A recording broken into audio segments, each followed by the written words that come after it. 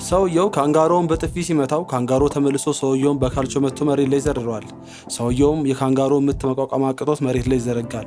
በዚህ ተስፋ ሳይቆርጥ በድጋሚ አካፋ ይዞ ካንጋሮውን ለመጋፈጥ ይመለሳል። ነገር ግን ሳያስበው ከኋላው አሁንም ካንጋሮ ይቆማል። ሰውየውም ያለ የሌለ ኃይሉን ተጠቅሞ ካንጋሮውን በአካፋ ቢመታውም የአካፋው ብረት ሲሰበርና እንጨቱ ብቻ እጁ ላይ ይቀራል። በቀጣዩም ሰውየው እንደ ሴት ካንጋሮ ራሱን አስመስሎ ይመጣል። ይህን ያላወቀው ካንጋሮ ሴት መስሎት ሲማልድ ሰውየው በድንገት መድኃኒቱን ሊያነሳ ሲል ሳያስበው አናቱ ላይ ያለውን ጭንብል ያወልቃል። ካንጋሮ በዚህ ተናዶ ድጋሚ በካልቾ ሰውየውን ይዘርረዋል። በዚህም ተስፋ ያልቆረጠው ሰውዬ አሁንም ድጋሚ ራሱ ባዘጋጀው ማሽንጋን ካንጋሮን መጋፈጥ ይጀምራል። ካንጋሮን መቋቋም ስላልቻለ ይሸሻል።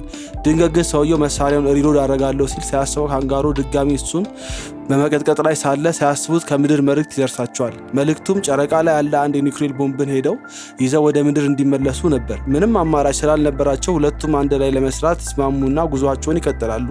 ሚሽናቸው የነበረው ከጨረቃ በሌላኛው በኩል የሚገኘውን ቦምብ ቀኑ ሳይነጋ ይዞ መመለስ ነበር። ይህ ማድረግ ካልቻሉ ግን በጨረቃ ላይ የሚጓዙበት መኪና ስለሚዘጋ ጣፈንታቸው ሞት ይሆናል። ለሰዓታት ከተጋዙ በኋላ ቦታው ላይ ይደርሳሉ። ቦታው ላይ እንደደረሱም ካንጋሮ ቦምቡን እንደጋቃ ሲጫወትበት ሰውየው ካንጋሮ ላይ ይቆልፍበትና ብቻው መመለስ ይጀምራል። በመመለስ ላይ ሳለ ድንገት መኪናውን ያቆመዋል። ሰውየው ለካንጋሮ ይመለስ ሲሆን ወይስ ጥሎት ይሄዳል? ፓርት 2 ለማየት ፎሎ፣ ላይክ፣ ሼር እና ኮፒ ማድረግ እንዳትረሱ።